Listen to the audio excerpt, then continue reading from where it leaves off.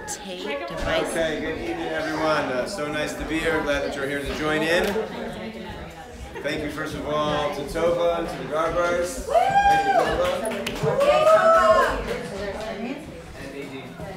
All right, let's. I gave you a handout. We're going to look at that a little bit later as we go in. It's really just a basic outline of some of the things that I want to cover. Let me start with my favorite parenting story. Didn't get one. I got plenty. I had plenty. There was a woman who liked to do her shopping on Sunday morning.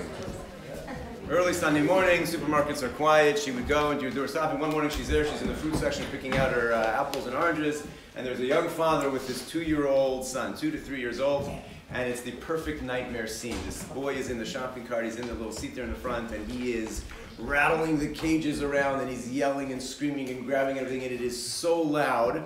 And this woman who's just there to do her shopping hears this young father say, "It's going to be okay, Marvin. This is going to take 20 minutes. We're just going to be in. We're going to be out. We're going to get our things. It's going to be totally fine." She was like super impressed at how calm he was, but she didn't need to hear all that while she's doing her shopping. She moves to the bread section and takes care of things. But sure enough, not too long after that, around the bend comes this young father and his boy, and they are making more noise than ever. And the young child is screaming and carrying on, and literally grabbing at the bread and throwing them on the floor. And this guy is, "Marvin, it's 10 more minutes. We are almost there. We're going to get through this. It's going to be okay." She makes her way after one other aisle. Same story. They get to the checkout counter, and she's just about to check out, and right behind her, these two come, and this boy has not stopped screaming the entire time. And now he's pulling off the candy bars and throwing them on the floor. And this dad just keeps saying, Marvin, I can see the car from here. We are out of here. We are 2 minutes away, and this is going to be done. We don't have to come back for another week. We almost made it.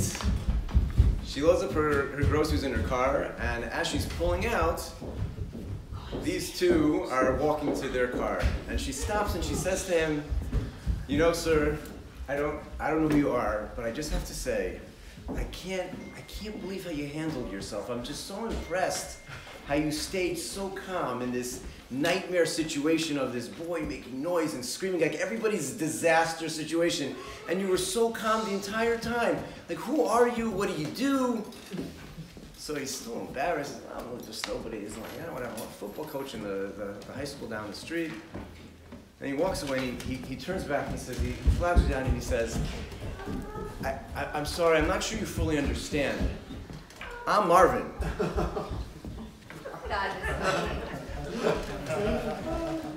Now, the reason why I love that story is because part of what we're trying to do and to accomplish is to remain calm in situations that really so often throw us off our game and are difficult, are complex, are literally our nightmare situations of being in that supermarket, whatever it may be. And the more that we stay calm, besides for being beneficial to us, the title of this is Parenting Can Actually Be a Pleasure, which it can be, it's actually beneficial to our children. The more calm we stay in situations, the more stable and secure each and every one of our children feel as they go through that situation. So what I'd like to just do is go through what I hope to do and what I hope not to do as we share some time together. We decided to do this late. I hope this worked out. We chose the 8:30 because we figured I'd let everybody get their kids into bed, except for, of course, our host. It's a whole separate story because since we invaded their house, that became impossible. But at least for the rest of us to give us a chance to do so. So we only have so much time before we all start fading, which I'm aware. So we'll do a little bit. But let me describe what it is and what it is not. I am no parenting expert. Let me make that very clear from the get-go, despite the fact that I'm the one standing up here. And you can ask any one of 7 little youngsters running around across the street. They will be the first to tell you that I am not any parenting expert, and they have lots of evidence to go along with that. But what I have accomplished is a lot of experience that we've had a lot. And I discovered that I knew nothing about what in the world I was doing. As I'm sure all of you discovered with that first little baby that you bring home, when you come to the realization, how is it possible that you can't buy a microwave without getting an instruction booklet? And that somehow they let you home from the hospital with this baby, nothing. And like, who let that happen? And it starts off, okay, it's just like diapering and feeding, and it's like not so bad. And then they start to talk back to you. And then you have that realization of, now what? And in that moment, in that moment, when they start doing things that we have no idea how to handle, we start doing things that if you would watch somebody else do that, you would say, you know that's not going to work, right? Now, I've seen this a lot in shul. I've seen it many, many times. Like, there's no way you thought speaking in that manner was going to be effective to accomplish whatever it is that you wanted. So why do we do that? Well, we do that for a very simple reason. I'll share one quick thought. We're about to hit Pesach, so the plague of frogs, the sages say, how did the plague of frogs happen? How many frogs originally came out of the water, say the sages? One. And then what happens? It made a loud rivet noise over and over and over again. The Egyptians got so annoyed that they hit it. And then what happened? And then it split. And then they hit it again and it split again. And then they hit it again. But it was so annoying, that rivet. So you'd say to yourself, okay, once you hit it like 2 or 3 times and you saw that every time you hit it, it split, why would you hit it again?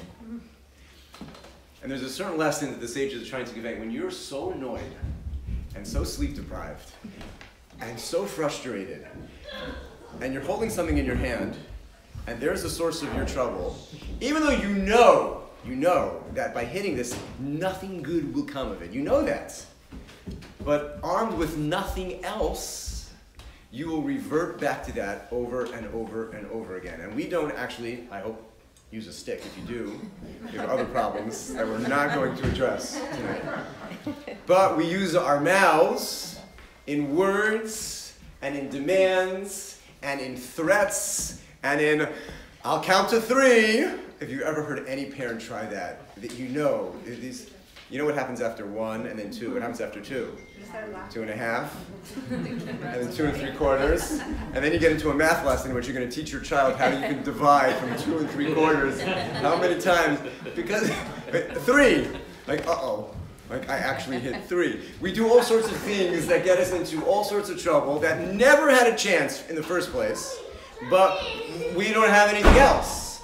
So without anything, we do other things. So what I'd like to do tonight, and in the subsequent nights that we'll meet, is not a particular theory or approach. You can look online if you like reading books. There are lots of things out there that claim to be like an approach. To me, that doesn't work.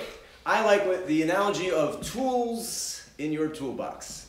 Without any tools, we revert to whatever comes out of our mouth first, which is usually not effective and it doesn't work. It doesn't make us feel good. So what I'd like to do is go through a whole bunch of things. I hope to be as practical as possible, and we'll just build a toolbox. You'll see different children need different tools. Different parents need different tools at different times and different places. But the more tools that you have, then when you find that rivet, and you think you're going to lose your mind, instead of saying something that's ineffective, maybe we'll hopefully put together a number of other tools that we'll be able to use. Okay, so far so good. I like to break down into 2 different components, major components of the parenting experience. The first is handling acute, let's call it disruptive behavior, or a crisis, whatever it may be. And those are the things, they could be a tantrum in IGA. How do we handle that? How do we handle a child hitting or biting another child or a sibling, or you refusing to stay in bed? We can come up with a lot of, like an acute crisis. What do I do? Easy, give him kaffa. Right, so that's one option. Okay. Do you want to maybe take over? Because it'll be a lot easier. So that's one whole issue. Like, how do I handle, I'm in the park, my child just hit another child, what do I say? I'm embarrassed. I need to do something because everybody's looking at me like I'm the parent, I'm the expert. Like somehow because I have a child that hit somebody, I'm supposed to know what to do. What do I do? So I had no idea the first time my child hit another child. I don't know. So what do? Like you're sitting there, like, and the other parent's like angry at you, as if you did something wrong. And okay, so that's a major issue. I'm sure you've all, you know what I'm talking about, right? So like, that's a major component of what do we do in the moment, when the moment happens and whatever the crisis is. The second thing is not a crisis moment. How do we create the environment in our home that we speak to our children and listen to them in a way that just makes it more pleasant? If you'd ever take the opportunity to, if you could, to pull yourself back from your home and just listen to what's going on between the hours of, say, 5:30 p.m. and 7:30 p.m. And if you could just cut out the words and just listen to the tone of what's going on in the house, most homes, probably none of yours, but most homes out there are a steady stream of commands, demands, anger. It's just if you didn't understand English and you just listened, that's what it would sound like. Do da. So from our child's perspective, they don't like the 5:30 to 7:30 time slot any more than we do. It's really unpleasant. So is the 7 a.m. to 8 a.m. It's the same thing. Someone, I forgot what, someone just told this to me. I heard this recently. You know, someone came to their guide, the rabbi, whoever it may be, and said, I'm working on my home and I'm almost there. I feel like my home is a pleasant place, maybe 75% of the day. So I'm getting there. I feel really good. It's just that last 25% I can't get over the hump. So what's going on those last 25%? My children are home for those 25%. So, yeah, the rest of the day is really good. It's really quiet, it's really pleasant, and everything is nice, but it's just that 7 to 8 and then 5:30 to 7:30. Except for that, it's great. So what the second part, so one component again is just the moments of crisis, and then we have just interacting with our children. There are better ways, there are tools out there to make the interactions more pleasant, more efficient, and more successful. If you like reading up on this, and I hope you will, there's an approach called Love and Logic, which we'll discuss more next week. Which one of these two would you say is more important? The first one of the crisis mode, how do we handle that? Or the general just atmosphere, talking to your children, listening? Which one do you want to hear about more? I think they go together. They do go together, that's why, yeah. So if you have to choose one first. Talking to your children. Okay, that's what we're going to do tonight. I always think the crisis one, because that's the one people get me embarrassed to say that. I understand if you felt the way, that's fine. But we're not going to do that one this week. We're going to do that next week. We're going to start with the other one and work through some of those things that we got. Love and Logic deals more with the second one. We'll talk about that next week. If you haven't read Chaim Ginat, or Chaim Ginot, it's pronounced differently, who wrote a book called Between Parent and Child, and his two students, Faber and Maslish, who wrote the book How to Talk So Children Will Listen and Listen So Children Will Talk, must reads. Must reads. I like borrowing a lot from them. Those are critical. Okay, enough introductions. Let's get started. Ready? Okay, on your sheet, on the top, I have a quote. Let's start with this quote. This is not a quote that's like Halacha Moshe Sinai. It's a piece of Torah. It's just a quote from a psychologist. But I want to use it as a springboard. It's a valuable quote just to address how much of it we would agree to. The quote goes as follows. Here.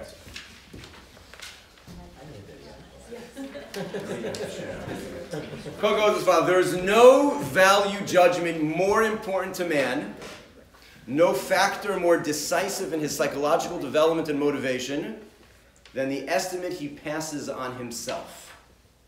Meaning we get judged all the time, or evaluated all the time. This is a quote from Nathaniel Branden, who wrote a book called The Psychology of Self-Esteem. He was a major psychologist. He passed away a few years ago.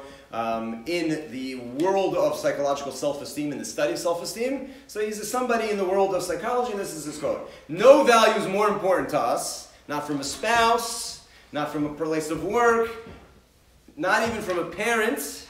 No factor more decisive in his psychological development and motivation than the estimate he passes on himself. The way we think about ourselves is the most important element. The nature of his own self-evaluation has profound effects on a man's thinking process, emotions, desires, values, and goals. It is the single most significant key to his behavior. Agree, disagree? How much would you agree?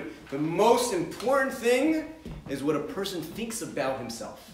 If you think of yourself as capable, as intelligent, sufficient, that's the most important thing. I don't even agree. Holy, significant. What gives us our inner voice?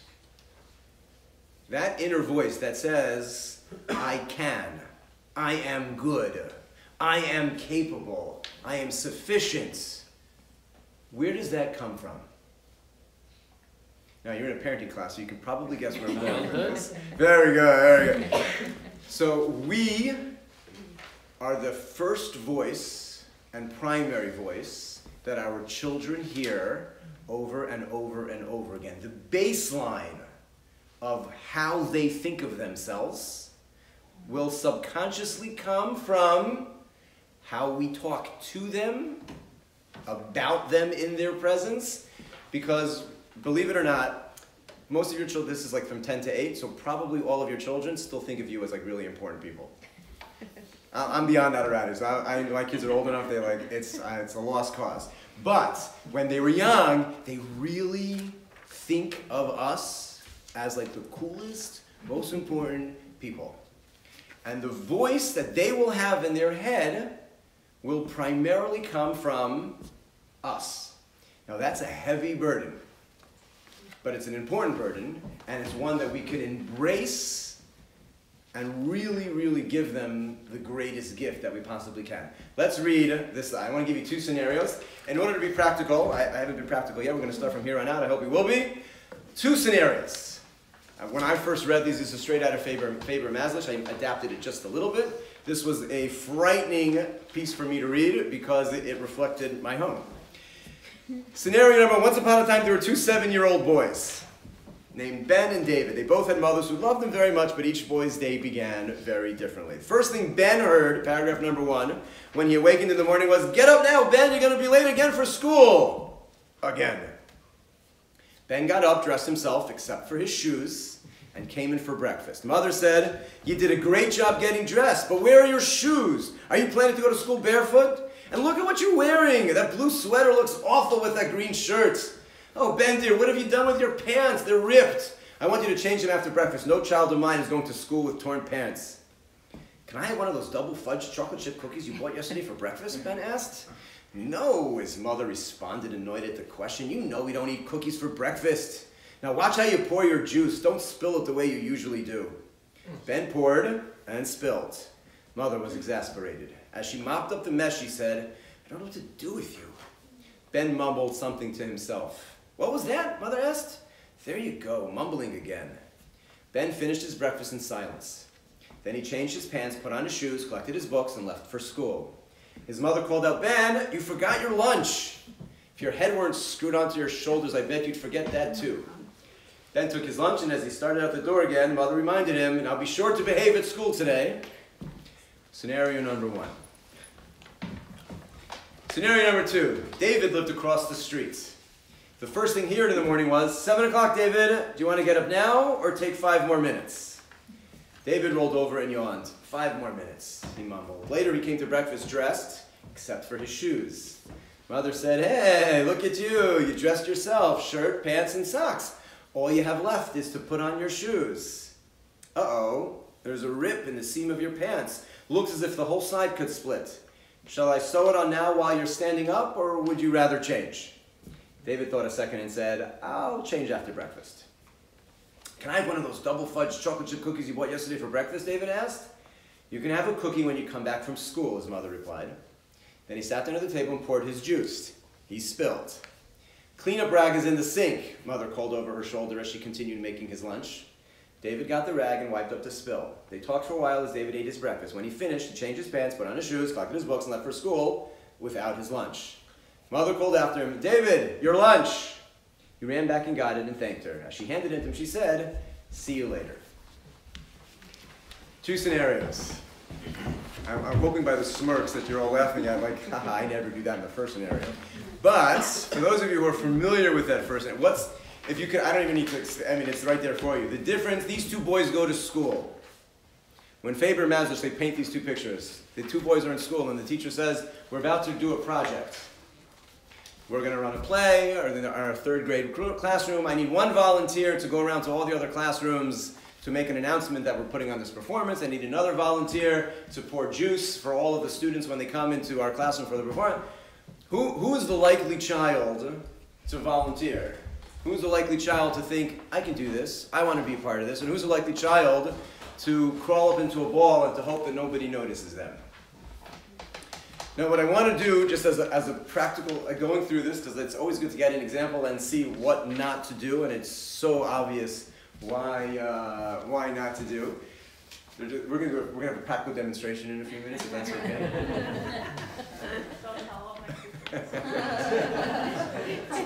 Let's go through the first paragraph again and compare it and actually use that as a discussion, as a springboard for tools in our box. What's the first thing that we see? The first thing that we see in the first scene, the opening scene. Time for wake up. In the second case, David, what does he hear?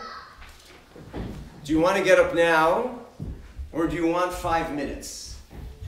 What has that created? A choice. Correct. There's a general rule that, the recent studies have shown that children are eerily similar to real people. And therefore, one has to actually think about them and treat them potentially as a real person. So we all know the more healthy control we have, the less unhealthy control we try to get. Which means, as parents, it's our task to provide the most potential healthy control that a child can have. One of the ways that we do that is by giving them choices where we're comfortable with both choices. Do you want to get up now? Would you like to get up in 5 minutes? Simple task. Every parent knows whatever time we need to get up, don't wake the child up. How many of us, when the alarm goes off in the morning, are out of bed within 5 seconds? So one, excellent. We found one. Not me. There might be a few of you. And guess what? If out of this room we have maybe some of your, let's say 3 of us are like just like that. The alarm goes up and you're out of bed. So it wouldn't surprise me. So out of the room of our children, so 3 of our children might be like that too. Because probably if you're like that now, you may be like that as a child too. But not if you're not like that. I'm not like that. So is it fair to expect my child to be like that? That when I go in there to wake them up, that they're popping out of bed and they're like ready to go. Thank you, Dad. I'm so excited to be up and tackle this day. You're awesome. How come you weren't here 5 minutes earlier? I don't do that. I don't do that. What do? I wake myself up 20 minutes before I need to get out of bed, or 10 minutes, whatever it may be. Whatever you do, why would you think your child's any different? So, you wake them up, would you like 5, that's what I do, basically take 5 minutes, I hate snooze. Would you like 5 minutes, or are you ready to get it now? Similarly, in scenario number 2, there's a rip in the pants. Now, are you comfortable as a parent with your child going to school with a rip in their pants? Now that's a personal question. You don't have to answer that, it doesn't matter to me. Some parents, the answer is yes. I don't care if my child's fine, I'm fine with it. Some parents... comfortable sewing on them. I'm not. Okay, so you again, being practical, take the scenario and work from there. I now have a child with a rip in their pants, it's the morning time. Morning times are usually a little bit stressful, timing is short. I have a problem here. I have a couple of options as a parent. Am I okay with my child going to school with a rip in their pants? So if the answer to that is yes, so then you don't do anything. You can say, your pants are ripped, would you like to change or do you want to just go to school with that? Does it bother you? If it doesn't, great. Let's say it does bother you. Or you're sure that it's actually just going to totally shred and that's going to be bad news and you don't want to put your child through that. So you can demand the child to change. Now, does the child care that he has a rip in his pants? No. Great scenario. We now have a scenario in which I, as the parent, have the need from my child. I'm not comfortable with this. The child doesn't care. We can talk about lots of examples which we'll get to, brushing their teeth, taking a bath. There are lots of things that we care about and they don't. But now I have a scenario in front of me. It's the morning time, there's a rip in the pants. I'm not comfortable with this. Scenario number 1, what does mom do? What did you do scenario number 1? Choice. No, the first one? Oh, sorry. A demand. No child of mine will go to school with a ribbon. And we might not actually use those words, but we might make that very clear that that's the deal. What do you think is the child's immediate reaction when being told, no child of mine will go to school with a ribbon in their pants? What's the child's reaction? Oh yeah, you're about to have your first. Right here, I'm going to do it. And we've created a massive clash and power struggle because a demand was placed, and we know in advance this is not a demand. Some demands we have to make, and there's no option. Some demands are not so much so. So so in scenario number 2, mom gives a choice, which is, as parents we can do that, is a little bit of a sneaky choice. It wasn't a choice of do you want to go with the rip or not. It was, I'm going to have to fix this. Would you like me to fix it with you in the pants, or do you want to just change? Now, as children get older, they'll see past that. But there's a stage where that works. I've given you 2 choices, and I've given you healthy control. We'll talk about this later. Bath time, if you say something like, would you like to take a bath now or in 5 minutes? Is the smallest difference between, it's not, we're taking a bath now, which immediately elicits what from every single child that's ever existed? No. Right? I'm not making this up. All of mine did that. I assume all of yours do that too. I think I had one that said, okay, but it was like I was dreaming about it. It never really happened. It doesn't work. But if you say, okay, it's bath time, would you like to do that? If you do it that way, it's the best. It's bath time now. Do you want 5 more minutes? Most children will say, yes. Once they've agreed to those terms, you'll see, this is not 100% foolproof. We'll talk about next week what happens when they don't. That's next week's discussion. The percentage of cooperation goes way up once you've given them a healthy control over the situation. So mom does that in scenario number 2 twice. Wake up time, would you like 5 more minutes? And then we have a problem, we have a rip in the pants. Would you like me to fix that on you, or do you just want to go change? Because I'm okay with either one. Which one would you prefer? And I think 99 out of 100 children would say, I think I'll go change. And battle avoided. There's no battle. Gave them the choice. The child goes. You want to add something or throw it? Well, I just want to add, the other difference, that's, I don't know if you're going to touch on this theme there between those 2 approaches, is the first one really puts, in terms of that voice that we were talking about earlier, she puts it on the child and says, what have you done to your pants? And in the second, the same riff, the mother says, excellent. You seem to have perfect. All right, another great example in which in the first scenario, you ripped your pants versus your pants are ripped. It's a nuance of language. It is so significant whether or not a child begins to hear this voice of, I'm causing problems. I did something wrong, versus just, oh, my pants are ripped. That kind of stuff happens. What about with the getting dressed? Getting dressed is a great example. First child comes down, the first scenario comes down. You did a great job getting dressed, she says in the first scenario. Where are your shoes? Are you planning to go to school barefoot? How does the child feel about what he's accomplished? Let's go. Great scenario. What did the child accomplish? What didn't he accomplish? He's worth nothing. Correct. But what did he really do? Put his shirt on. He did pretty good. He got, 3 out of 4 or 4 out of 5 articles he did, and he put his shoes on. That's a pretty good percentage. I'll take that. And when he comes downstairs, what does he hear? You did nothing. Where are your shoes? Are you going back?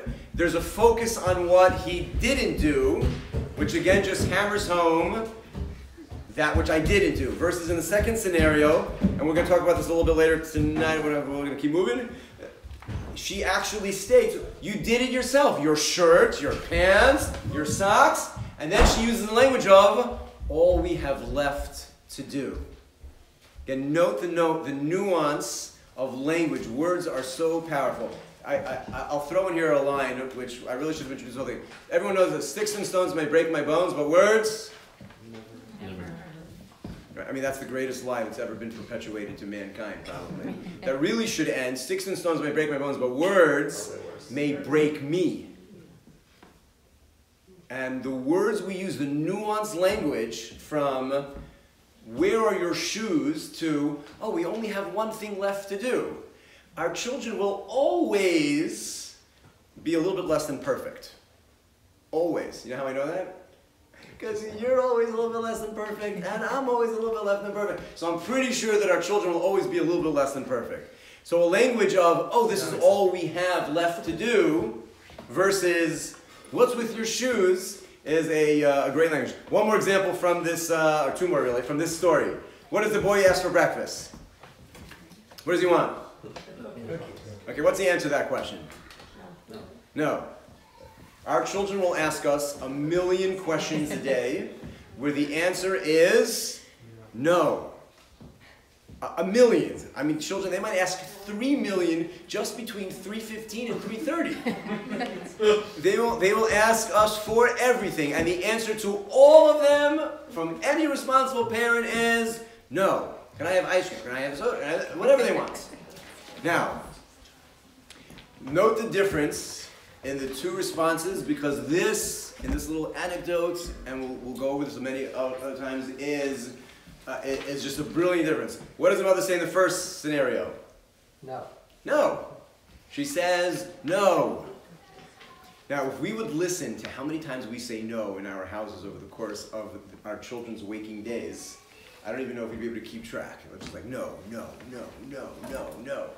But it's not just she says no and you should know better. Correct. Excellent. So not only she says no, and then she adds why it was a bad ask. And how does a mother respond in the second scenario? Later. So what do you do when the child says, just a little piece? Yeah. Depends how cute they are. Right, it doesn't matter how cute they are. So let's go over this. This is a great scenario. Instead, we need to learn to try to stop saying no and say when or how or why, not so much why, usually when or how they can have whatever it is that they want. Which is in essence saying no, and is so much more pleasant. But do you do it like hoping they'll forget about it? No. In other words, you need to find. In other words, let's take this example. The kid wants this double fudge chocolate chip cookie that you just bought. So guess what? Mom just this scenario. Let's just take this scenario. Mom bought it, so it's for something. Maybe it's for mom. So if you buy something from here, a good example. If you buy something for mom, and your child sees it, it's for them. Or you're creating a scenario in which you're going to end up. In other words, you have all realistic. In other words, these are all great examples. Where if your child's asking for something to buy in the supermarket, so then the answer is no, we don't buy that. We'll get to that scenario. If it's in your house and your child asks for it, and you say, no, that's just for mom or your daddy, I can guarantee what's going to happen when you walk away. And you might find the traces of the chair, the wrapper, and some kid falling off of a cabinet. That's happened, believe me, but it will happen. So now there's a cookie. Child wants the cookie. So the child says, can I have the cookie for breakfast? A fair request from a child. And the answer, of course, is no. How do you respond to that? So if you're okay with it for after school as a snack, so the answer is when you get, I don't even say no, I just say when you get home from school. Or like a Shabbos treat. Excellent. If you're not comfortable with a regular weekday, it becomes a Shabbos treat. I don't know any child that just says, okay, sure. So excellent. So then, good. So we know, so good. So now, that's one of the development. Okay, so now let's play the scenario out. Child asks for the cookie. And they say, I want the cookie for breakfast. And you say, sure, after school. No, I want it now. And they say, I want it now. Or what about after breakfast on your way out of school? Get you out of the house faster. So right, so if you want to use that's fine. All that stuff is good. Well, let's go with this scenario. Yeah, I only find out what the kids are eating because they tell me what they're eating. What if you don't want to give the cookie at all? Right, so then, in other words, that goes back to when I was like, you have it in the house, they've seen it, you've created a really, that's a... Mama snack. Right, so mama snacks are nice, but then you got to deal with a child who wants a mama snack. Hide the beer. Whatever. Let's go back to that scenario, right? You say after dinner, after school, you can have it for a snack. I use asked and answered. You asked me, I answered. Okay, great. So what do we have to do? So now I want it now. So you can either go. So there's a phrase that Love and Logic. I don't like the phrase, but it gets the idea across. It says "going brain dead." That's their phrase. That's what they call it. And what that means is, I'm not going to engage a dialogue that has no productive end. Who am I talking to at this point? 5-year-old, a 7-year-old. Can I really explain to a 5-year-old or a 7-year-old why it's a bad idea to have a cookie for breakfast? In a way that the child will say, I didn't think of it from that angle. Thanks, Dad. Is there any potential way that that's how this conversation is going to end? Zero. So when you engage in a conversation that has zero chance of ending well, we don't engage the conversation. Now, what will that sound like? So one suggestion is, you asked, I answered. But I want to know. You asked, I answered. And the best way, the way they use that phrase, going brain dead, I like the following answer. Whenever my children will ask for something, and the answer, in whatever we answer, the question is no, and then they'll ask again, but I want it now. And so you can't, why not? That's always the question. Why? Why I want it now? Why not? I always will say, because I love you. That's my response. And then they say, if you love me, you'll let me have it. And I'll say, because I love you.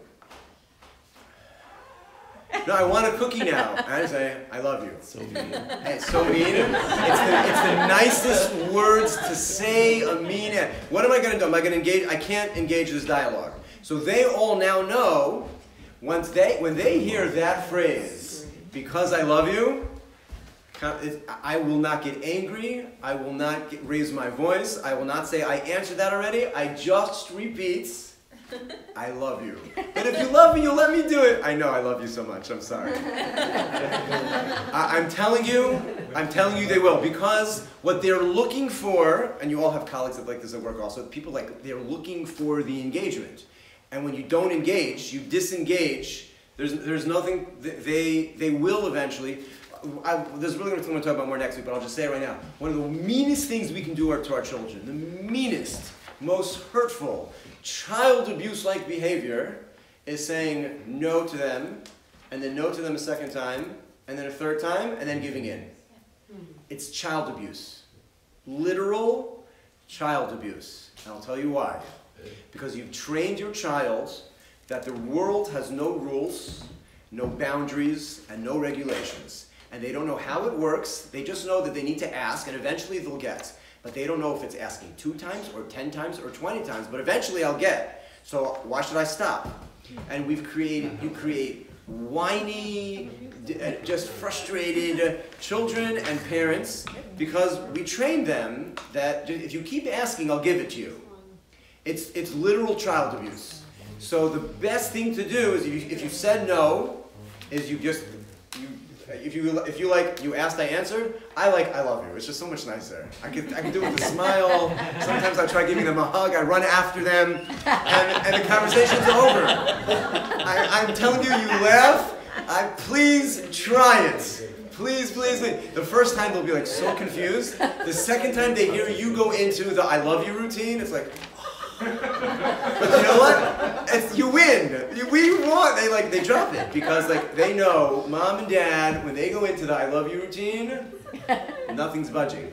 I don't even you can't budge me off that line. That's it until I catch them and give them a hug. I feel like with younger kids though, we just had a scenario today where she wanted to watch Shaboom. She wanted to watch something on the computer. We're like, no, it's done. So if I were to say, I feel like if I just said, I love you, I love you, I love you, she would think we're not validating what it is she's asking for. I feel like there's a tweak to that's that. gonna be the next piece we're gonna do. I know you want to watch it. I know you want to watch it. Right? I love There's it. Yes, 100%. We're gonna get to that hopefully later today. If you begin to fade, we'll call it a night. But we're getting there. Yes. Okay. Can I just ask a question? Yes. Do you not believe there is any value or a healthy part of a child hearing no sometimes? Yes. In other words, I tricked them into not thinking I'm not. Okay, really so 2 things. So in other words, you're raising the point of and people complain that our generation is a generation raising children without boundaries, without limits, and they say yes. Or if it comes from a fear of So I have 2 things to say. First of all, in essence, what we're doing is we are saying no. We're not using the house isn't heavy with no's. But in essence, we've said no. They've asked for something, they didn't get it. They didn't get what they wanted. They had to learn to delay it until an appropriate time, which might be whenever it may be. And I'm not concerned if any of you adopt this, which I hope you will, that you'll stop saying no. I'm really not concerned because our children give us so many opportunities. There'll still be plenty of no's. This will just cut out of the 300 a day, we get it down to 100. It's just a more pleasant home. I'm really not concerned that you won't find an opportunity to say no to your children. But even if you would be 100%, we're in essence still saying no. We would not be raising a generation. The concern is that a child gets whatever they want, that a child raises their hand and 2 parents jump in to give them whatever it is that they want. So in essence, we're not doing that. We're just doing it in a more pleasant way than always just saying no. But just one, in scenario number 2, you can't say no, no, but if you want, you can have one when you get home. Yeah, same thing. It's also the tone of Correct. all that no. If you can be mean no, or be no, but 100%. The main thing is giving an opportunity as opposed to just being, as you pointed out, no, and I'm annoyed that you even asked the question. Children want what they want. It's totally fine. It's totally fair for a child to want a cookie for breakfast. I'd eat cookies for breakfast too if no one's watching. But it's not. But we need to raise them in a way that we can't do certain things. So it's There's plenty of cookies. One last point on the stories, and again, I like the story just because it's helpful to have a practical example. The child forgets his lunch. Now there are two ways to handle the child. Oh, first the child spills. Child spills. Two ways to handle the child spill. This is a great scenario. This happens in like every home across the world. Child spills. Now what? Now what? So in scenario number one, what's the mother's reaction?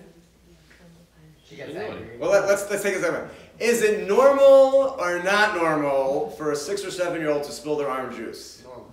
Is that acceptable child behavior? Yeah. Yes, I know adults who sometimes spill when they're pouring. It happens every once in a while. So now we have a scenario in which a child has done something that we don't appreciate or like, that has made a mess, that's within the realm of pretty normal child behavior. Reaction of the parent in scenario number one, like, oh, I can't believe, like going on about how this, he did it again, and who cleans up the mess in scenario number one? Mommy.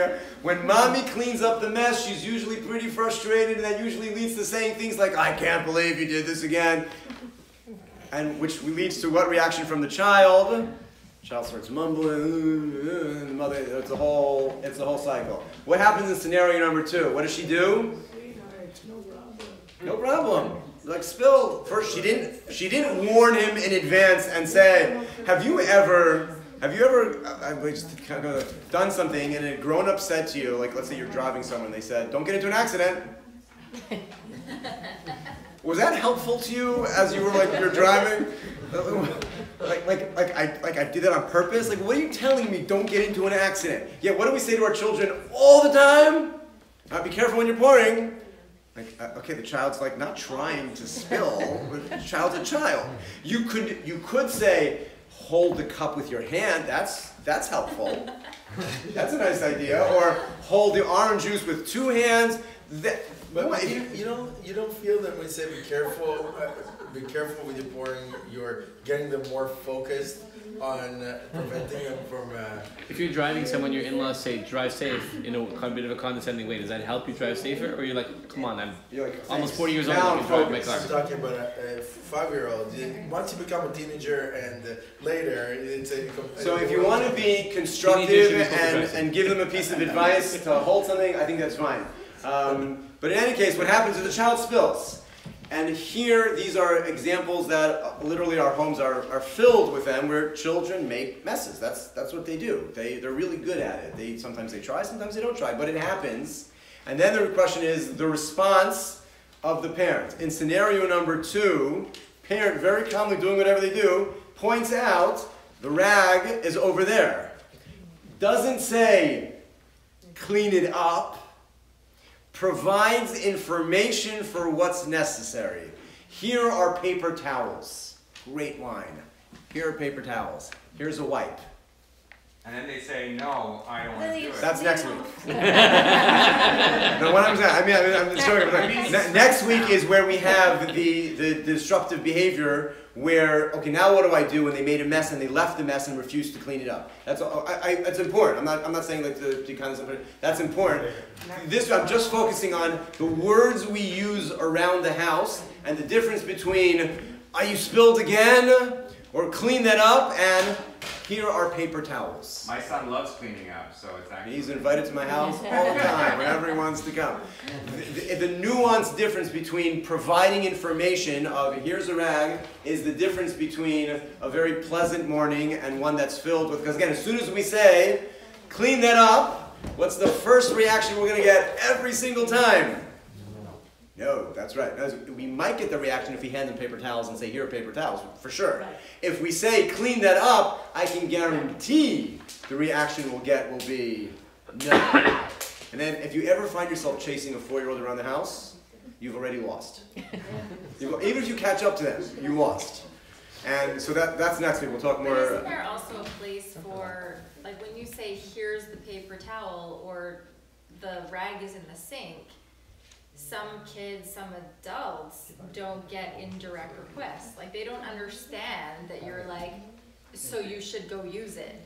Yeah, so I think if you have that child or at that stage, then it's totally fine to help them out with that. I'm focusing on using language to avoid constant commands and demands, which always elicit a no response, into using a language that allows for that communication without that same confrontation. Like I'm thinking for younger kids that wouldn't get that subtlety or whatever, I'd be like, instead of like clean it up, be like, let's clean it up, right? Like. Oh, anything is fine. The main thing is being sensitive to the constant commands and demands, which always elicit a you're not going to be able to eliminate a response. that. And again, tools. I want to all of these things are tools in the box to be familiar with and use. Let's do a little bit. It's already almost 9:30. Let's do one more thing, and then we'll call it. Let's talk praise. Praise is one of the most important tools that we have to build up our children and those around us. It's a little bit tricky. If you've ever been on the receiving end of praise that didn't do the job or didn't make you feel any better or actually just put more pressure on you based on the way that it was said. If you've ever heard, well, before I get to praise should be a combination of unconditional love and then more traditional praise. The unconditional love, I'm throwing this out there, our home should be filled with phrases that make our children feel that they are supremely valued by us. That we love them, that we're crazy about them. And we should say things that make them like roll their eyes. That's the best. Because when they become teenagers and they do it, it's not so cute, but when they're like 6 and 7, it's the cutest thing. You said that already. Things like when you sit down Friday night to make Kiddush and you say like, this is the greatest family in the world. Where you say, you are the greatest gift that Hashem ever gave me. That is awesome just to say those things. It might feel uncomfortable at first, but it's great that your children hear that they, I can't believe it. You are cuter today than you were yesterday. How did you do that? They lap it up. And they should. And it should be sugar bifino, just be part of our vocabulary that we see them like, I can't believe it. I love you more now than I did yesterday. I don't know how that happened. I woke up this morning. You're the greatest. Those kinds of, find the words that you can tolerate. I like all of those. I use all of them. And my Shana, who's now 4, is like, Daddy, you told me that yesterday. Like, I know, but it's just so great. And that we say things like that. And they feel that we feel that they're the greatest gift that we have. And then it's not just that they like have to, yeah, I think my parents like, no, they hear it all the time that they're the greatest, that we love them, that we're crazy about them, that we think they're great. Now that's only part of the word, because we don't, if a kid only hears that, so then they think that they can do anything in the world and everything is great. So yes, I'm aware of that, but with that disclaimer that they should know that we view them in that way is great. When we praise them, if you've ever heard the following, someone said, oh my goodness, you show up, let's say we'll talk to the women for a second, you come to shul and someone says, wow, you always look so amazing when you come to shul. Is that a compliment or not a compliment? Like, oh, I've been trying to do this. Stressful. Correct. Why is that stressful? Like shit every other day. Maybe. Why is that stressful? You have to maintain it. You have to maintain it. Whereas if I say something like, you always come to shul and you look so amazing, what goes through? You're like, oh my God, what am I going to do next week? Like my entire wardrobe's on my bed right now because I went through everything that I have to find this. What am I going to do next week? So there's a certain way that you can compliment in which it really just puts a pressure on a person. Or if you say after a meal somebody leaves your house and they say, that was delicious. That's what they say. So what do you think about what that compliment? Like, I don't know, do they mean it? I mean, you could have said anything. Like, it's a total generic, it didn't really describe anything. Maybe they meant it, maybe they didn't. If you saw how much they ate, then maybe it's worth something. But if not, I don't know. You're not always convinced. What Faber Maslish and Chaim Ginat and others describe as the difference between evaluative praise and descriptive praise. An evaluative praise in which giving the praise, I'm evaluating you. And I've evaluated how you're doing, what you're doing, you're amazing, you're this, and then the other, and that generally it rings hollow to the listener because you're trying to praise me, but really, you're just evaluating me, and we don't really like that. As opposed to descriptive praise. As an example, and this is my favorite example, and you'll think about this all the time when you're trying to do this. Your 4-year-old child comes in and doing a drawing. You've all seen the drawings for 4-year-olds. It's like, you know, it's a modern piece of art. It's a modern piece of art. They give it to you and they say, "Here, Daddy, you like it?" Something along those lines. And we say, Wow, look at the green tree. okay, right. Well, one might be tempted to say, "Oh, it's beautiful. It's amazing." Things like that. Now, our children, who are very much like grown-ups in some ways, are like real people, that doesn't really do very much often. The best way to respond to that drawing is, "Whoa, I see 3 red circles and 2 green lines and some brown squiggles over there." I am telling you, I've done this for many, many years right now. You cannot imagine the response on the face of a child who has their work described back to them. As opposed to just saying a generic, "That's amazing." You know, you're busy on your phone, "Oh, it's amazing, sweetheart." It means nothing to them. Fun review. But when you describe what it is that they did, they are accomplished. Now that is just an example of a drawing. It applies to everything. You walk into the playroom, there's this magnetile tower going on. Whatever it is. You're not even really sure what it is. But you look at it and they say, "I finished." And you can say something like, "Amazing." Or, "Whoa, look how high it is." Or you describe how long they worked on it, or the different colors, or the design that they used. That becomes valuable because you can't argue. You can't in your head say, "You didn't really mean that." Or, "They don't really know what they're talking about." Or, as an example, I've coming back from my kids' basketball games or a soccer game. I had a soccer game. My kid was in goalie once. In Atlanta, we played soccer. Nobody plays soccer over here so much. But he was a goalie, and he was awesome. Awesome. He gave up 1 goal. The team won like 7-1, and he made some phenomenal stops.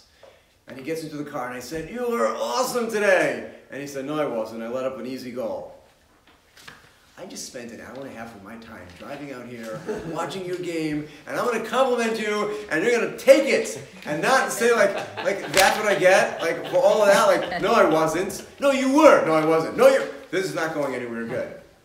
But same scenario. If I get back into the car and instead of saying "You were awesome," which he was, I said, "You made 7 incredible stops. Remember that play when the guy was coming down the left sideline and he kicked it across and you dove? That was fantastic." Then he says, "Yeah, that was pretty awesome." It's reality. Test it. You'll see tried and true. You describe what they did and they'll say, "Yeah, that was pretty awesome." You tell them they're awesome and they'll say, "No, I wasn't." You come back from a school play. Your child performed, whether they're like this big or that big.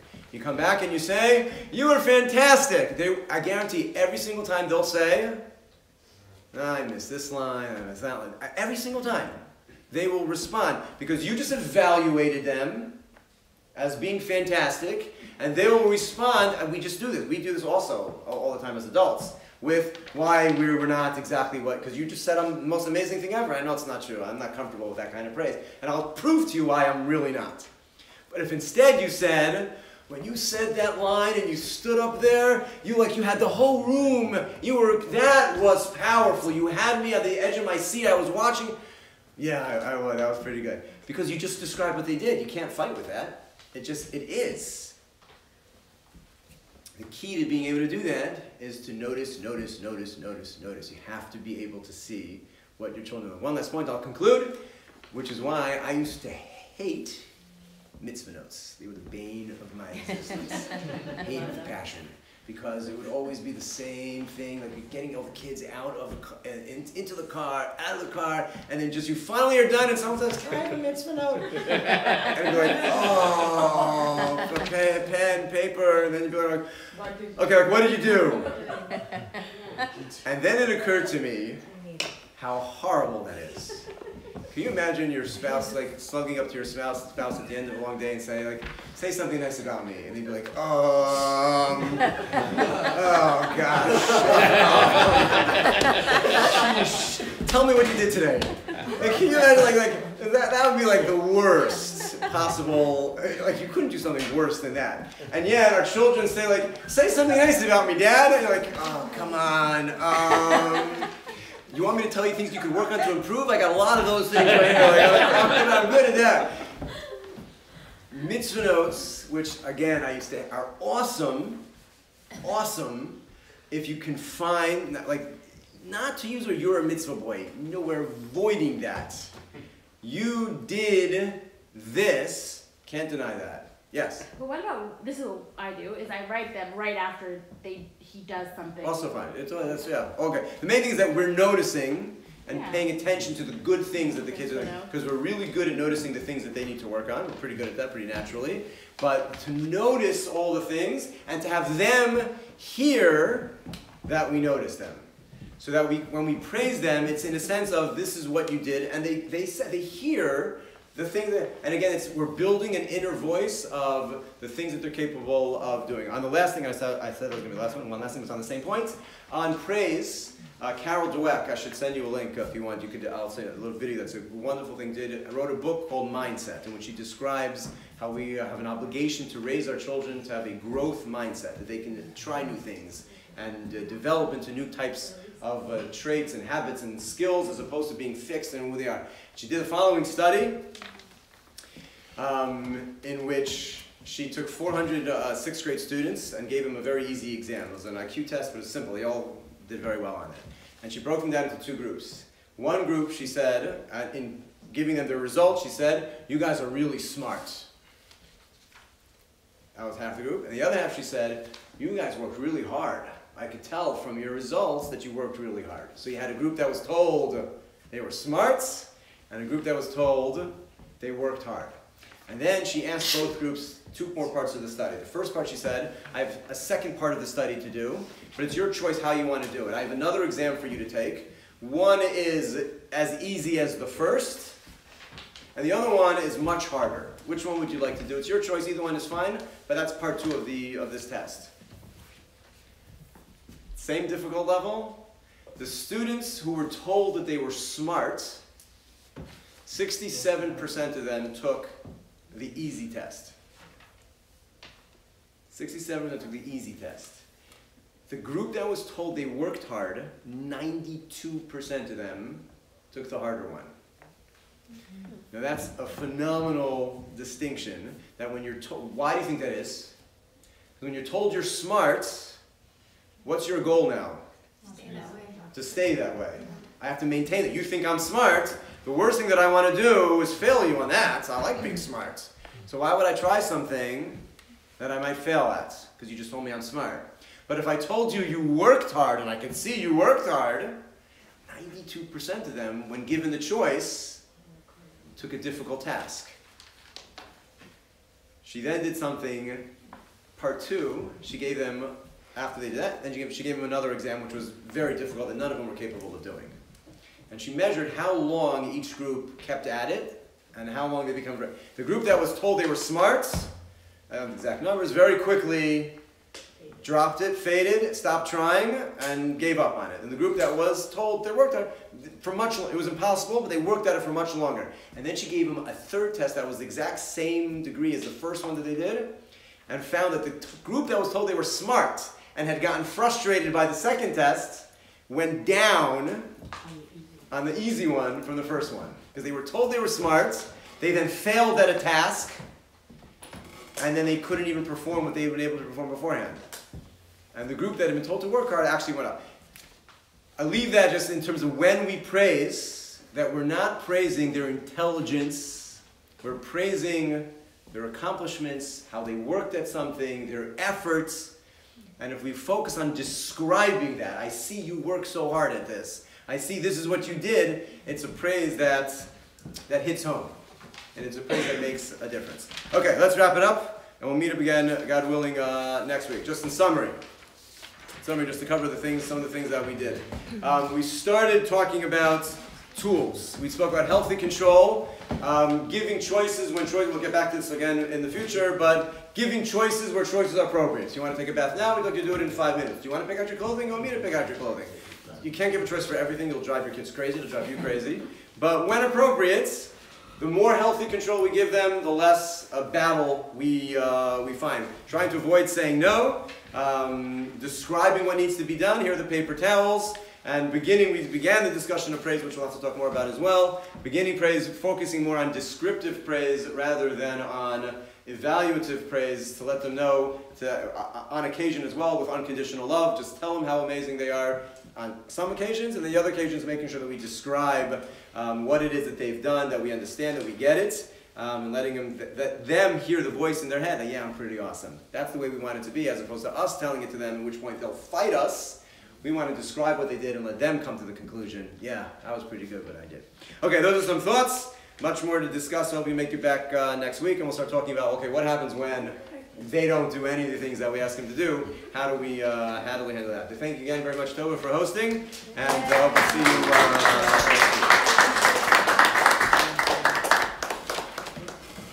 Okay, food is open. I'm still here for questions, comments. I just didn't want to go too late. It was really late enough.